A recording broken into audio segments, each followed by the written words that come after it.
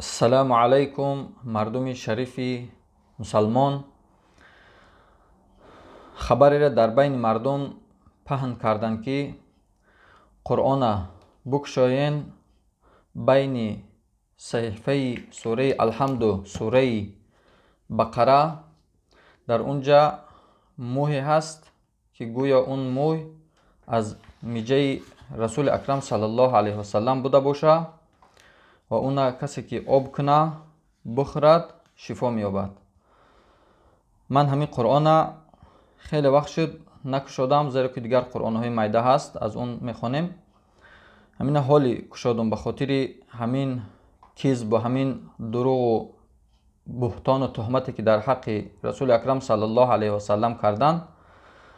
همین ما به مردم بگیم که باور نکنند. در تاریخ 5 بار خواستند دشمنان اسلام جسد مبارک رسول اکرم صلی الله علیه و سلم از قبرش بدزدند و ببرند جاهای خودشان، کشورهای خودشان، اما نتوانستند، زیرا الله بزرگوار رسول اکرمش یعنی فرستاده خودش از دست اون ظالمان و دشمنان نگاه داشته است. و چه خیلی می شود که یک جنی جسدی یا که موی پیغمبر یا که میجه پیغمبر از اون بکنه بیاره به تمام مردمی که قرآن میکشند در اوجا بمانه تا اینکه اونها آب کنند بخورند و شفا بیابند. اگر شخصی هم که از این صحیفه همون چیز دریافت کرد، موها فرزند دریافت، از 3 حالت خالی نیست. اول اینکه انسان وقتی قرآن میکشه و میخونه امکان داره که یکی از میجش یا که از موش در همون صحیفه بافته. دوم اینکه یک انسان میتونه که قصدن بیاره یک موها یا که میجه را به خاطر چند نفر گمراه کردن در همون صحیفه بمونه تا که مردم ببینن و بگن واقعا همین حقیقت داشته است. سوم حالت این کاری جن است. اگر نفری هم که تصادفی همون موها یا که میجه را پیدا کرد، این جن قدرت داره که از یک جا یک موها یا که میجه را بیاره در همونجا بمونه تا اینکه مردم گمراه شوند.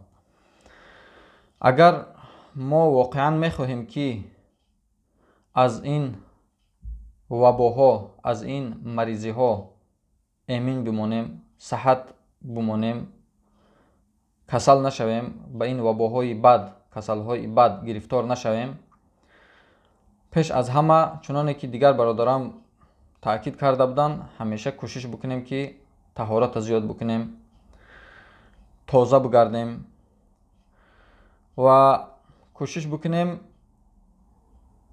به خویش و تبارها رفت و آمده کنده نکنیم. حدیث رسول اکرم صلی الله علیه و سلم است که هر انسانی که میخواهد که عمرش دراز شوه و رزقش کشاده شوه، پس صله رحم وصل کنه، قطع نکنه، یعنی پیوند بکنه و به خویش تبار قهری نکنه و از خویش تبار خصوصا نزدیک، خصوصا برادرش است، خواهرش است، یا که عمش و تقایش است، یا که پسرای اونها است، یعنی که کدامی که صله رحم در داخل هستند کوشش بکنه که از اونها کنده نکنه، زیرا که وقتی که انسان از خویش تبار خودش کنده کرد غضب الله بالای خودش میارد. کوشش بکند رفت و آمد خویش تباری را پیوند کند، کنده نکند. سوم اینکه صدقه را برای بینوایان و محتاجان و کمبغلان و فقیران انسان هر چقدر که استطاعت داره، قدرت داره انجام بده، زیرا که دیگر حدیث هم هست که صدقه پنهانی غضب الله خاموش میکند. انسان وقتی که پنهانی به خاطر رضای الله یک جا صدقه میکند، الله اونها انسان یعنی از غضب خودش دور میگردانه. با اون انسان اگر غضب کردنی باشه به سبب یگام گناه و خطایش، غضب خودش از اون انسان میگیرد، غضب نمیکند. ба ҳамин хотир кӯшиш бикунем ба ҳар хурофотҳо дода нашавем ва ӯ инсонҳоерам ки дар ҳаққи расули акрам саллаллоҳу алайҳи васаллам тӯҳмат мебанданд, гӯё ки расули акрама кадом шайхеш ё ки пиреш ё ки устозеш хоб дидай.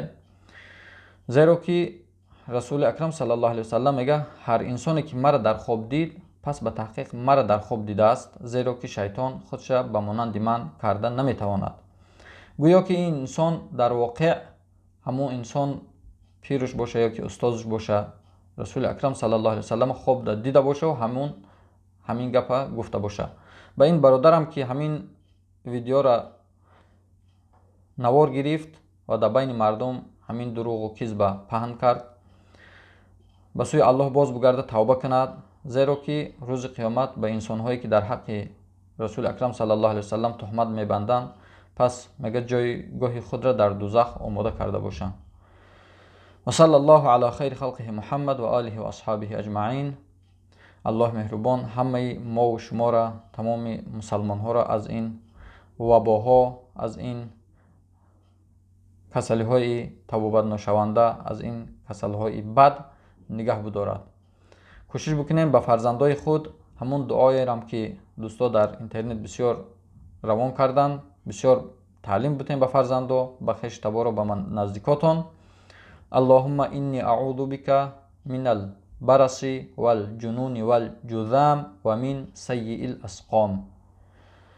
эй илоҳо, эй парвардигор, ман паноҳ мебарам ба сӯи ту аз пес шудан ва аз девонагӣ ва аз дигар касалие ки ҳаст ва аз дигар касалҳои бад. ва ахиру даъвона ан алҳамдулиллаҳи роббил аламин. ассалому алайкум ва раҳматуллоҳи ва баракатуҳ.